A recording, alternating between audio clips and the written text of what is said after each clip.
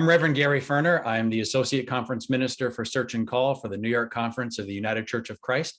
And I'm also the halftime pastor of Fairmont Community Church, United Church of Christ. And I am blessed to be here today with Reverend or Chaplain Joe Colon, who is not only a member of Fairmont Community Church, United Church of Christ, and one of my parishioners, but is also going to tell us today a little bit about his experiences on September 11th, 2001. Joe, would you take just a minute to introduce yourself and tell us a little bit about your ministry now? Sure. So thank you for having me. So I'm a chaplain manager at St. Joseph's Health. It's one of our local hospitals. It's a Catholic hospital. And pretty much what I do is cover the ICU and the emergency room for chaplain issues for prayer or end of life issues or whatever is needed for the chaplain. And I'm an ordained pastor from the United Church of Christ. Yep, that was quite a journey too, wasn't it? Yes, it was. Tell me a little bit about your vocation in September 2001.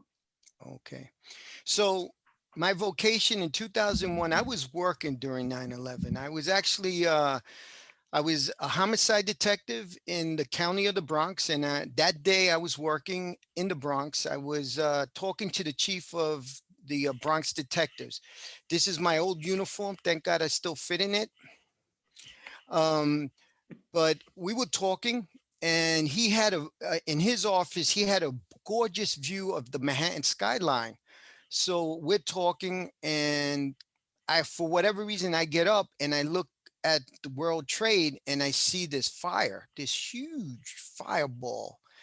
And I didn't know what was happening because he didn't have his police radio on. So we didn't have no clue what was going on in Manhattan. So then once we figured out that the second plane hit the tower, then we knew exactly it was a terrorist attack.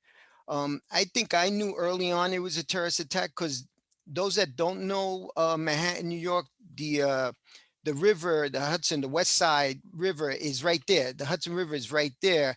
Any pilot that knows how to fly would ditch a plane into the river and not go through the skyline. There's no way. So I knew something was seriously wrong. So what happened was they sent all the detectives, all the homicide detectives to the Bronx morgue. So I got assigned to the Bronx morgue. One, because it's the biggest morgue New York City has because it's a campus. They have their own building, plenty of space and parking. It's just huge. So what happened that day was they put us in there at the morgue and they pretty much told us we're now preparing for homicide cases. You got to remember the 2,751 individuals that died that day are homicide cases. The FBI takes a case and we take a case. The NYPD takes a case, and we were supposed to get the paperwork ready for all these poor victims and DNA. We were going to do the DNA swabbing of anything and everything that we received from ground zero. So we got ready for that. And during the day, during that first 24 hours, things were changing. We were not getting any body parts from or anything from ground zero. So we called downtown Manhattan, the Manhattan morgue, and they says, no, we're going to handle it here. So at that point, I have a mental health background and you have an MSW, right? Yeah. Yep. Well, at the time I didn't, but I had a mental health background and I got redeployed to ground zero, to the actual site, right, to do what the goal and the mission was to keep anybody that was working down at the site on the POW doing POW removal to make sure they're operational. First for the NYPD is make sure they're not suicidal.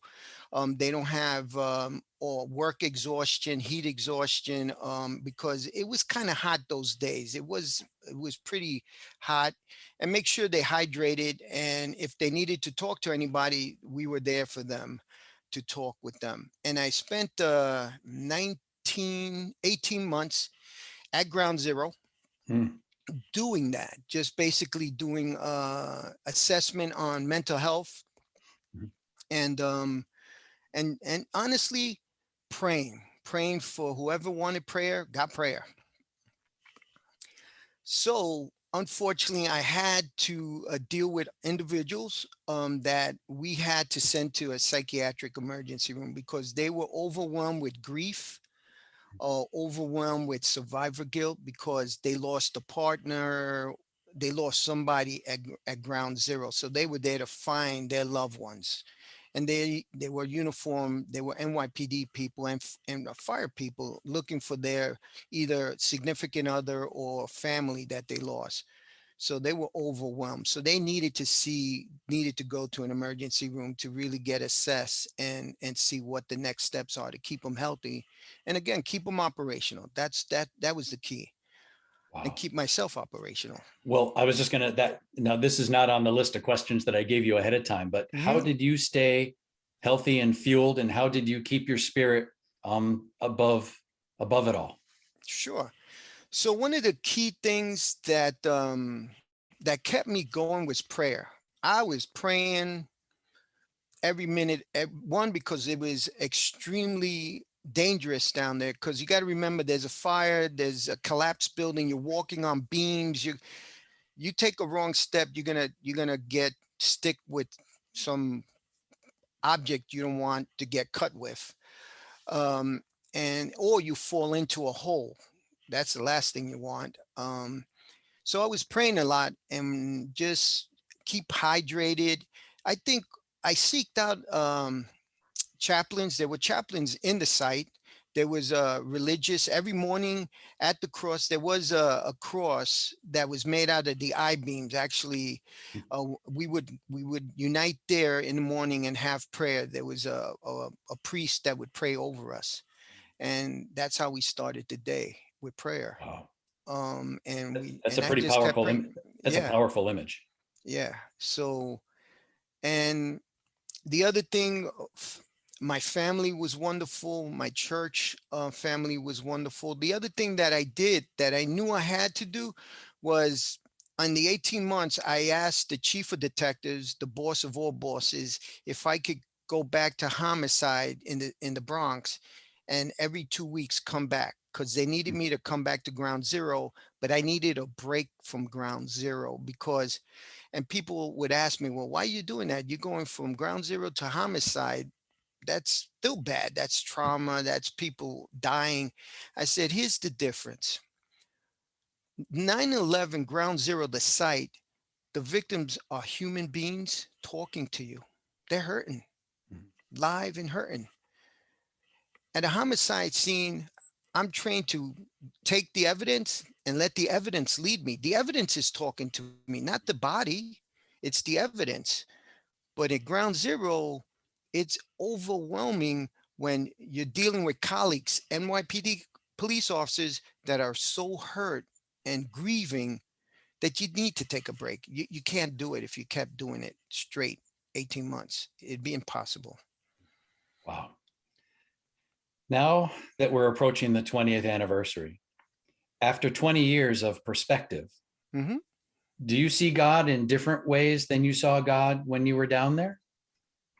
Wow. Great question. So let me give you perspective of when I was down there, because I was down there and asked many a times, where is God in all of this? Where Yeah, is God in all of this? This right. is terrible. This is 16 acres of devastation, of death. Mhm. Where is God? Where do you see God? And I would say, you know where I see God? I see God in the person that's giving me a water bottle, the person on that pile removing, looking for survivors. That's where God is. That's where God was. In the Mhm. love of us, humanity, helping each other. One, we were one country, we were one people with one mission, try to help anybody and everybody down at ground zero. Yeah. What an amazing testimony of God. Love. That was pure love. And everybody down there knew that it's dangerous. It was very dangerous. We knew that air we were breathing wasn't healthy. It Mhm. wasn't healthy because air is not supposed to smell or Right. taste like iron. You're not supposed to taste air either. So, it's not healthy, but they still came in droves, in droves. Now, perspective, 20 years later. 20 years later, unfortunately for me, the perspective is that I'm losing friends due to 9/11 cancer. I just lost another friend to 9/11 cancer about a month ago.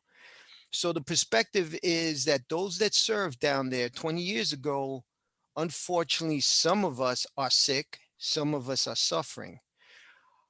And the other thing, the site is beautiful. I've seen pictures. I have not gone back. I actually am going back home this weekend to go to the site. I haven't been back since I left. Wow. And it is beautiful, but it's also surreal. It's so surreal that I was there and that it was a disaster. It was smoke, it was noise, it was a mess. The perspective is that our world changed. Our world changed in 20 years. 9/11 changed our world and kept changing our world to this day. To this day. Thank God you. is God is there also in the sense of the people going there to grieve for their loved ones Mhm. and pray. And on 9/11 this year, there's going to be a lot of first responders that were originally there. Mhm. God is still there. They're still Amen. going back helping Right. and hugging and doing what they do. Yep. Oh, that's great. I just have two more questions. Sure. Um, what would you like those of us who were not present at the World Trade Center buildings on that day to know? You know, we didn't witness it. We've heard your words and we've heard some of your description. But if you could tell people something that they should know about that place or that time or that day, what would you want us to know? Wow. Wow. One of the things that I took away from that day that was really weird and never since it's ever happened before. One, you look up in the sky, there was no planes, none. Mhm. None. There was no planes flying over. That was weird. And the other thing that was flying over us were military helicopters, jets. So we're like, oh, this is not seen here. And the other weird thing was there was no birds, no pigeons, no, where did the birds go? I Mhm. mean, it was just a clear sky. There was nothing in the sky. So that was really weird. The other thing is 9/11. That site for us, the ones that work that site, that's sacred ground to us. That is sacred ground Mhm. to us. And we mourned there. We mourned there. I lost a friend there. I lost a partner early on when I was a rookie cop. We worked together, and I went to another branch of the police department. And he went to rescue, and he died that day there. Mm. So for us, it's like a cemetery. It is beautiful, but it's still a place where we go to mourn and pray for the ones we lost. Thank you for that reminder. Yeah.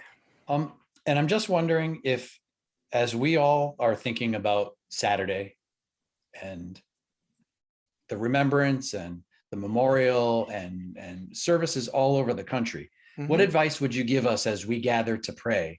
Is there anything else that you would like to leave with us as we get ready to do that? Sure. So what I would like, or what I would say, what we would like, all the responders and those the people that were there and they're gonna be there Saturday, is prayer for the families, Mhm. because the families is still going. They're still gonna read the names of those we lost. Um, Pray for all the first responders that are gonna be there, because Mhm. now they gotta secure the site to make sure that nothing happens in the site. So you got a whole bunch of people down there working and trying to keep it safe. And our country, we need prayer for our country. You know, we have to be united again like we were in 9/11. Just prayer. Pray for all of us and pray that peace and love will come from that site and continue to come from that site. Amen. Amen. Chaplain Joe Colon, thank you so much. It was an honor, pleasure. Thank you for having me, and I'm honored to be a UCC ordained minister. God bless. Thank you.